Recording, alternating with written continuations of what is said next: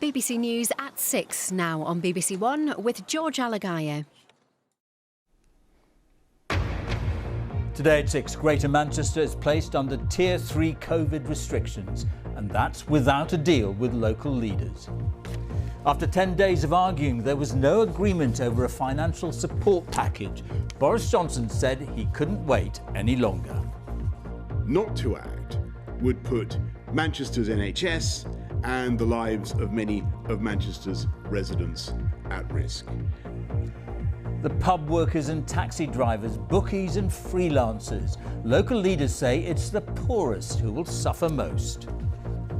Is this a government committed to levelling up this country? That's what they told people in this city, the people who drive those taxis, who work in the pubs, many of them who may have voted for them. They said to them they would level up.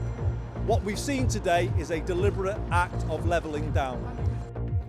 We'll be in Bolton hearing what people have to say about the rules and the row. The young people volunteering to be given the COVID virus, part of the research that could speed up a vaccine. A father who saw the Manchester Arena bomber while waiting to pick up his daughters says he was fobbed off by a security guard. The NASA spacecraft landing on an asteroid 200 million miles away. It could give us a clue to how life on Earth began.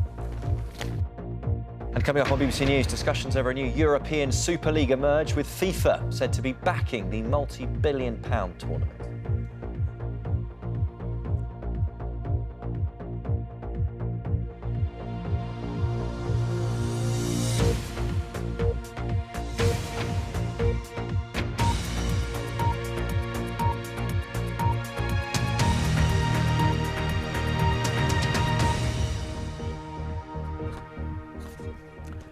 Good evening and welcome to the BBC's News at 6. After 10 days of tough and sometimes acrimonious negotiations, Greater Manchester is to be moved to the top tier of coronavirus restrictions without the explicit agreement of local leaders. In the end, the argument was about the amount of money the government was willing to offer in additional financial support. Speaking in the last hour, Boris Johnson said to wait any longer would put lives at risk. But the Mayor of Greater Manchester accused the government of grinding down communities, saying the government's financial support package would increase poverty and homelessness. Now, with Greater Manchester moving into the highest alert level on Thursday, that's at midnight, pubs and bars that do not serve substantial meals will have to close. Greater restrictions will also be placed on household mixing across the region. The city will receive £22 million, which includes supporting Test and Trace, but the government and local leaders are understood to be continuing discussions over an additional economic support package. Our deputy political editor, Vicky Young, has been following events as they unfolded today. For more than a week, the politicians have argued. For businesses, that's meant uncertainty and anxiety. Today, Chris's worst fears became reality. His pub in Wigan has to close. We sort of knew it was coming. So it could be bad news for the business and a struggle, but it's good news to finally get some information, to finally know, right, okay, we can start planning now, we can start making plans for the business, for the staff, and start figuring out what we're actually going to do. We've been waiting in limbo for 10 days, feels like a month. Greater Manchester's leaders have been demanding more money to help workers whose income will fall because of closures. They were given until midday to accept a final offer from the government. But there was no agreement, and ministers in London said they'd impose tougher restrictions. We made a generous and extensive offer to support Manchester's business. I want to stress, this offer was proportionate to the support we've given Merseyside and Lancashire. The Mayor didn't accept this, unfortunately, and given the public health situation, I must now proceed with moving Greater Manchester, as I say, to the very high alert level. And here is the Mayor, Andy Burnham, finding out from a colleague important details about the new measures. At 1 minute past midnight on Friday. He says the plans will increase poverty and hardship. At no point today were we offered enough to protect the poorest people in our communities through the punishing reality of the winter to come. His team calculated that £90 million was needed until the end of March. Eventually, he said he'd accept £65 million. The government offered 60. And is this a game of poker? Are they playing poker with places and people's lives through a pandemic? Is that what this is about? The people who drive those taxis, who work in the pubs, many of them who may have voted for them, they said to them they would level up. What we've seen today is a deliberate act of levelling down. So what help is there for areas in the very high alert level Tier 3? The government offers financial support amounting to £8 per head of the local population. So for Greater Manchester, that would mean £22 million. This is just to fund contact tracing, enforcement and helping the clinically vulnerable. But unlike Lancashire and Liverpool City region, they couldn't reach a deal over an extra economic package to help businesses. Are you withdrawing the extra, what you called generous offer? Is that now off the table? And what do you say to the Mayor of Greater Manchester, who has accused you of grinding down communities through these negotiations? I bitterly regret any restrictions that lead to damage to businesses and to people's lives. Of course I do. The funds are there. They're massive. And what we couldn't do, I hope people understand, was do a deal with Greater Manchester that really would have been out of kilter with the agreements we'd already reached with Merseyside and with Lancashire. Today's talks have ended in failure. Other areas, including Teesside and South Yorkshire, are locked in their own battle with the government over money. It's an urgent situation, but progress is slow. Now, tonight, Downing Street sources are saying that £60 million, that offer is still on the table. They're saying that they won't let the businesses of Manchester suffer and, not surprisingly, putting the blame squarely on the Mayor, Andy Burnham. But what the government doesn't want to do is to encourage other people to up their demands. All those other areas of England in discussion, they don't want to get into this bidding war. But I think beyond this row over money, important to remember, millions more people in England will be living under very tough restrictions come Friday. I think they will expect politicians of all parties to work together to give them certainty and to work, of course, in their best interests. Vicky, thank you very much. Now, figures suggest Bolton has the fastest rising number of coronavirus cases in Greater Manchester. It has been under some of the toughest COVID restrictions, and now it goes into Tier 3. Our North of England correspondent, Danny Savage, is in Bolton and has been talking to people there. Danny. George, putting the political row aside, the aim of these Tier 3 restrictions, of course, is to bring down the infection rate, to have fewer cases of coronavirus going round in the community. And there's been a very public campaign here in Bolton. You can see the big illuminated sign behind me. You can hear it on the speakers as well. Occasionally in the high street, the adverts come on telling people what they shouldn't be doing and how to get a test if they need one. But will these Tier 3 restrictions achieve what they're aiming for? Well, people here seem a bit doubtful about it. Bolton has been under some sort of coronavirus restrictions for months longer than most places. But the infection rate is still high. Testing stations are busy. There were 1,300 confirmed cases last week. People here think something more is needed. People have become blasé, and so now what you've got is that they're saying, oh, it won't affect me. While they had the fear factor, people stuck with it. Some people are just carrying on as normal, and the rest of us are trying our best to abide by the rules, and that's not helping anybody. Tier 3 restrictions will not turn places like Bolton into ghost towns. Many businesses will remain open, schools will continue to operate, and advice to make fewer journeys is just that, advice, not the law. And as a result, many people we've spoken to don't believe the Tier 3 restrictions will have the desired effect here. Do you think people will follow the rules this time? I don't think people will follow the rules as strictly as they did in March and April. The thought of Christmas being cancelled, if it's going to be that you can, I think people will break the rules to see the family. We've done the stint of the full lockdown, thinking that this would wear off and nothing's changed, and now it seems like it's getting worse. Vicky is self-employed. She supported Andy Burnham's efforts to get the best deal, but can't see how many people will now make ends meet. Your bills aren't going to stop being paid, are they? You know, if we could live on 80%, then we would work 80%, but we can't, and it's going lower now. So that's another worry, isn't it? Being able to afford everything, because nothing's going to change. The economy's still rolling, isn't it? You've still got some things to pay, so yeah, it's just a worry. It's taken a long time to get to the point of restrictions being imposed. There's a weariness, though.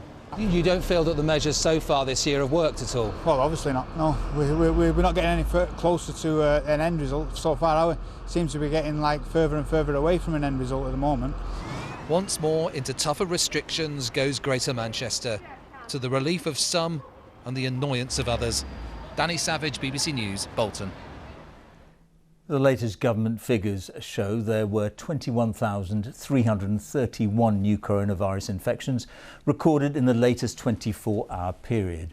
The average number of new cases reported per day in the last week is now 18,235. 877 people have been admitted to hospital on average each day over the week to last Friday. 241 deaths were reported. That's people who died within 28 days of a positive COVID-19 test. That means, on average, in the past week, 136 deaths were announced every day. It takes a total number of deaths so far across the UK to 43,967. Well, let's speak to our health editor, Hugh Pym now. Hugh, as we've heard, plenty of argument over financial packages and so on, but can there be any argument over how this disease is advancing? Well, I suppose, George, that national figure for daily reported deaths will have come as a pretty big surprise to a lot of people out there, up from 80 the previous day. Now, it was stressed at the media conference that on a Tuesday, you often got a bit of a jump in the figure because of delays reporting deaths from the weekend. But even so, Professor Jonathan Van Tam, at the briefing, he's England's Deputy Chief Medical Officer, made clear he expected the death number to rise from there in the days and weeks to come. Now, there was a lot of focus on the northwest of England. Charts were shown demonstrating that the number of patients in hospital with COVID has been rising, number of new admissions rising, and is the highest in England. But there's an interesting story with the number of new cases in the northwest. So let's take a look at a chart which was shown, and these are different age groups. You can see the younger age groups there, the green and the blue line at the top, the number of new cases per 100,000 in the northwest falling. That's partly because of high numbers of tests before, rather less so now, but it carries on rising in the older age groups, but it does appear to be flattening a bit after quite steep increases. And of course, cases are people newly diagnosed. All the hospital and death figures relate back to cases which would have emerged 2 or 3 weeks ago. So that flattening might point to something a tiny bit more encouraging in the northwest. All right, Hugh, thanks very much. The UK is set to become the first country in the world to conduct so-called human challenge trials. That's where volunteers are deliberately infected with the coronavirus. The aim is to speed up the race to get a COVID-19 vaccine. Healthy volunteers will be monitored for side effects for up to a year. Our medical editor Fergus Walsh reports. Estefania wants to be deliberately infected with coronavirus, all in the name of science. She's part of One Day Sooner, a group which is campaigning for so-called challenge trials. For a young, healthy person, the probabilities of me dying or anything is very, very low. And so when I think about what society gains by getting a vaccine sooner, I'm not that worried about the risks. Thousands of people like Edward are part of COVID vaccine trials. But it could be months before we know whether the jab protects them against coronavirus. In a challenge trial, volunteers are immunised and then infected with the virus, so it's clear straight away if the vaccine works. Scientists need to know how much coronavirus is required to ensure that the volunteers get infected. So the first people on the trials won't get a vaccine. They'll simply get a predetermined dose of coronavirus. Now, amazingly, there are thousands of people ready to sign up for this sort of thing. So after 2 weeks, they were spent in here, so they'll be closely monitored. Those taking part will need to be aged between 18 and 30 and are likely to receive around £4,000. But what about the potential dangers of getting COVID-19? So we're only going to be inoculating people who have the very lowest potential risk for a severe outcome. The trial has been designed that they will have very minimal disease, potentially not even any symptoms. Gary is a challenge trial veteran. He's had malaria as part of one study. And this is him drinking a solution laced with typhoid bacteria. The experimental typhoid vaccine he was trialling worked and is now saving lives. Really the confirmation that you really were part of something which really made a huge difference to lives around the world. I mean, we're talking hundreds of thousands of people that can now benefit from a typhoid vaccine. But yeah, that was pretty fantastic. The world owes a debt of gratitude to all medical volunteers, but especially those ready to get a disease. Challenge studies don't replace conventional trials, but they might just speed up the process of finding out which coronavirus vaccines work best. Fergus Walsh, BBC News. Now, throughout the second wave of the pandemic, ministers have been keen to ensure that, unlike the spring lockdown, school children do not miss out on time in the classroom. Almost half of secondary schools in England sent home one or more pupils because of COVID incidents in the last week. Our education correspondent Elaine Dunkley reports. This is Chesterfield High in Crosby. Masks on, Jake. Head teacher Kevin Sexton is faced with the daily pressure of educating children who are absent from school. OK, we're going to go into year 10 now to see some of the kids that have come back from being isolated, just to see if they're OK. Bonjour. Bonjour, ça va? This week he's had to send home 400 children to self-isolate, almost a third of pupils at the school. We've got some of our year 11s who are on their second round of 2 weeks, so they're going to miss 4 weeks out of 7. Got a member of the English team who's only seen his class for 5 hours out of 28 in the last 7 weeks. So we've had students and staff in the last 6 Saturday mornings doing catch-up work. Crosby is in a Tier 3 area, which means it's under the toughest restrictions because of a high number of coronavirus cases. The worry here is that there is an unfairness, an inequality. Children here are missing out on more classroom time compared to those in other parts of the country, which leaves them at a disadvantage when it comes to exams. Macy is in Year 12 and is worried about the constant disruption. We come back for 5 days and then got sent home for 2 weeks. What's been the hardest thing for you? It's just impacted the whole of learning because we can't really settle in and get used to school because you don't know whether you're going to get sent back home. Once you've completed those, please do anything you can. Mr. Byrne is in his first year of teaching. Lessons delivered to an empty classroom. This is very different, obviously, to our training that we got. So this is kind of like, I feel like everyone's at kind of like the first step, really. So even experienced teachers are kind of experiencing this for the first time. Remote learning has put pressure on resources. So this is our last laptop. We've had about 200 of them, but we could do with probably about another 300 or 400 of these. And there are also fears about the strain on teachers. Yeah, well, I was on the phone to teachers last night at 9 o'clock asking them whether they'd been in contact with a child who tested positive yesterday. For head teachers like Mr. Sexton, at times it feels like there is no end in sight. I feel like it's about 75% of my time is now focused just on COVID. It's a difficult balancing act of dealing with a pandemic and the demands of educating pupils. Elaine Dunkley, BBC News in Crosby. And the time has just gone 18 minutes past 6. Our top story this evening. Greater Manchester will be placed under Tier 3 COVID restrictions on Friday, despite the government failing to reach a deal with local leaders. And still to come, are you one of the COVID rule breakers? We speak to an online focus group about the restrictions and sticking to them. Coming up on Sports Day on BBC News, a race in Saudi Arabia will be added to next season's Formula One calendar as the Gulf state, with its checkered human rights record, adds more sports to its portfolio.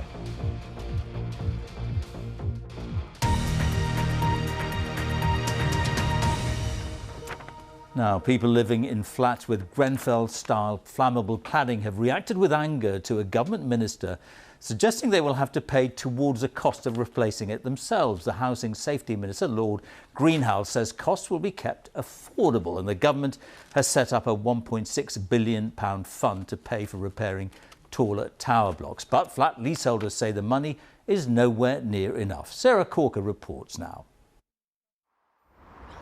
Just despair. I'm just let down. Exhausted, both financially and emotionally. Trapped living in unsafe flats with dangerous cladding. Across Britain, this is the reality for hundreds of thousands of people. In Leeds, Abby and her husband face crippling costs to remove the cladding from their building, a bill that could run into tens of thousands of pounds. It literally is just pulling and ripping our lives apart. And Grenfell happened over 3 years ago and nothing has changed. It's so unsafe, flat leaseholders have to pay £400 a month each for 24-hour fire wardens. Abby says her life is on hold. If we want to have a family, we have to start now, and we can't financially, because we might have to declare bankruptcy due to this. We couldn't bring up a child in an unsafe home. The Grenfell Tower fire exposed serious issues with building regulations, and the government is providing £1.6 billion to remove dangerous cladding. But analysis suggests that money will cover just 1/3 of the highest risk blocks. Leaseholders in flats across the UK with cladding and fire safety issues are facing huge repair bills. And already nearly 3,000 buildings have applied for government help to cover the costs, including the Albion Works here in Manchester. And in a significant change in position, the Minister for Building Safety admitted to a committee of MPs that leaseholders would now have to cover some of the costs. Affordability means it has to be something they can afford and they won't go bankrupt, so that's the whole point. Right, but the costs could still be significant even if they're affordable, couldn't they, for leaseholders? Our aim is to make sure that they are affordable. That's angered campaigners.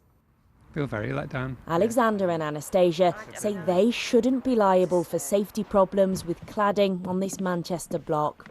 I think it's really unfair because, one, we don't own the building, we're not freeholders, we didn't build it. I struggle to get to sleep and wake up all the time wondering if that noise that I just heard is the fire alarm. The couple sleep with a fire extinguisher by their bed. Some flats aren't just unsafe, but now effectively worthless. People can't move, people can't buy, people can't sell, people can't remortgage. So it is definitely slowing the housing market. This is a crisis that has left many people feeling broken. We feel completely ignored. It just leaves me completely helpless. Sarah Corker, BBC News in Leeds. A man who raised suspicions about the Manchester Arena bomber Salman Abedi before the attack says a security steward seemed dismissive. Christopher Wilde, who was picking up his teenage daughter from the Ariana Grande concert, told the inquiry into the bombings that he had confronted Abedi. Our North of England correspondent Judith Moritz reports. Salman Abedi bent under the weight of his rucksack as he walked into Manchester Arena. He was keen to stay out of sight, and he went straight up a flight of steps to an area not covered by CCTV. Trying to hide, he lay down here with his large bag by his side, but he was seen by a man waiting for his daughter who spotted the rucksack. I started to think about things that happened in the world, and I just thought it could be very dangerous. What did you say to him? I asked him what he was doing there, and did he know how bad it looked, him sitting there out of sight of everybody. What did the man reply, if anything? First he said he was waiting for somebody, and then he just kept asking, after everything I said, he just kept asking what the time was. Christopher Wilde was so worried he went downstairs to tell a police officer, but they were nowhere to be seen, so he found a steward. Mr. Wilde told the court that the steward, Mohammed Agha, didn't seem interested and fobbed him off, telling him he already knew about the man with the rucksack. Mr. Agha will give evidence himself later on in the inquiry. The court heard that when the bomb exploded, Chris Wilde and his girlfriend were there. She was injured in the blast. Like your partner Chris, you are keen that people do not blame Mohammed Agha for what happened that night, aren't you? Yeah, I realise that we're suffering, but I've still got a daughter, so I realise how lucky I am, and that my heart goes out to everybody. 22 people were murdered in the bombing. Today, their families sent messages of thanks to the couple who tried to raise the alarm. Judith Moritz, BBC News, Manchester. Now, later this evening, an American spacecraft will touch down on an asteroid the size of the Empire State Building, some 200 million miles from Earth. The audacious NASA-led expedition aims to collect dust and grit from the surface. Why, you might ask? Well, researchers believe the rocks could offer clues to the origins of life on Earth. Here's our science correspondent, Victoria Gill.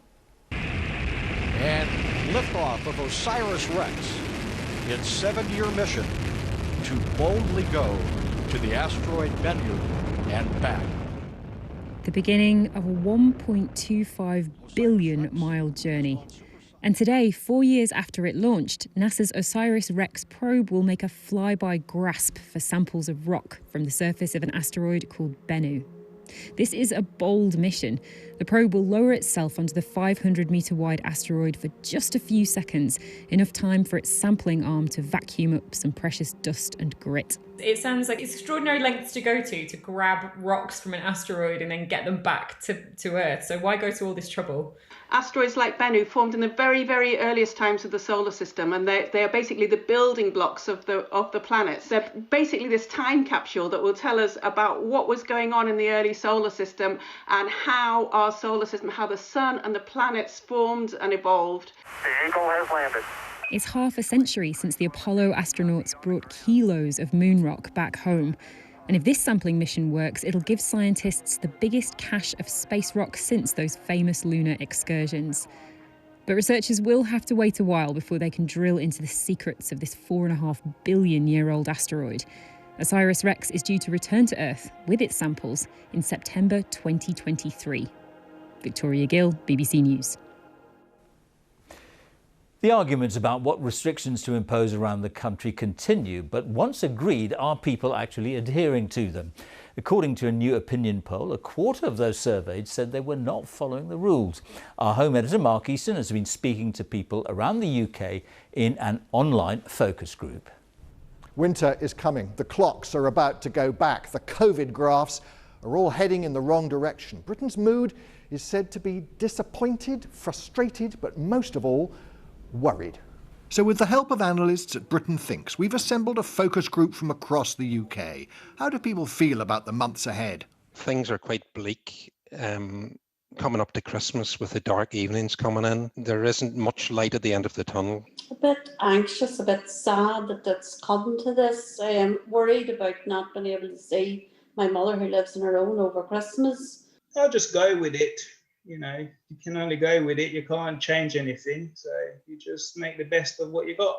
I think Christmas will be a write-off, and I think January and February next year will be a write-off as well. New polling published today finds 73% of people saying they've complied with the coronavirus rules all or nearly all of the time, a significant increase in compliance since last month. Among the 1 in 4 people who admitted breaching the restrictions, 19% said they'd seen friends or family knowing they weren't supposed to. The only way I think everyone would listen would probably be if there was like a united one rule for all, because everyone thinks if other areas aren't having the same restrictions put on them, they feel like it's unfair and just ignore it completely.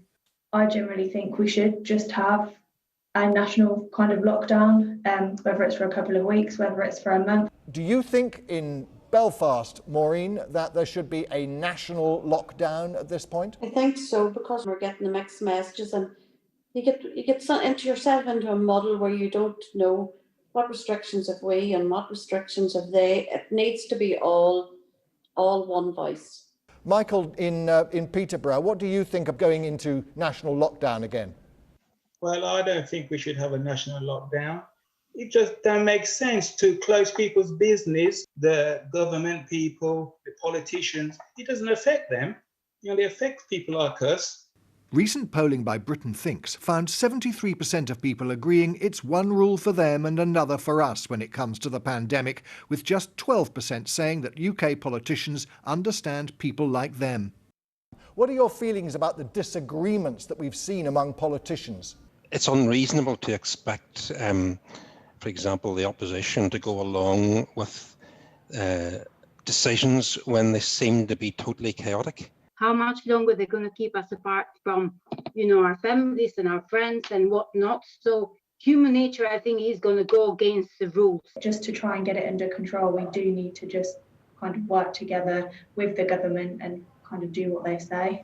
Finally, a quick show of hands. If you are broadly optimistic about the next few months, raise your hand now. Just 2 of our 10 were upbeat. If you're broadly pessimistic about the next few months, raise your hand now. The other 8 generally gloomy. Pessimism has it, I'm afraid. Thank you all very much indeed, and good luck. And that report was from our home editor, Mark Easton. Time for the weather now with Stav Danaeus. Hello, Stav. Thanks very much, George. Good evening to you. Well, it's been a lovely day across much of the country today, especially England and Wales. Lots of sunshine, breezy, but very mild indeed. And we've had some glorious sunset pictures brought in by our weather watchers. And the reason for the mild, breezy weather is because low pressure has been sitting out across the west of the UK, sitting across our island and bringing this very warm southerly breeze up to our shores. But we are keeping an eye out for this next low pressure system, which will be arriving across England and Wales overnight. But this area of low pressure towards the west has brought some wet weather, though, to Northern Ireland and then into much of Scotland through the course of the day. A few showers been running into Wales and western England.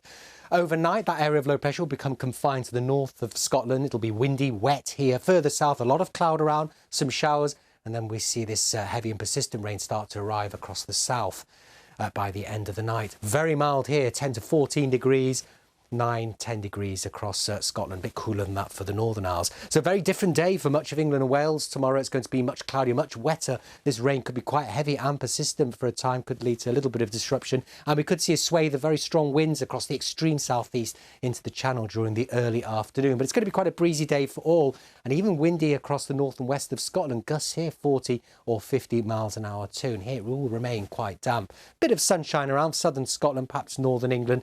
Those temperatures still quite mild for the time of year, 14 to 16 or 17 degrees across the southeast. That area of low pressure moves away quite quickly during the course of Thursday and allows a ridge of high pressure to build in. So it's an improving picture gradually through Thursday with quite a bit of dry weather into the afternoon, some sunshine, but low pressure starts to push into the west as we head on into Friday and the winds will begin to pick up again. George. Thank you, Stav. And that's all from the BBC's News at 6, so it's goodbye from me. And on BBC One, we can now join the BBC's news teams where you are.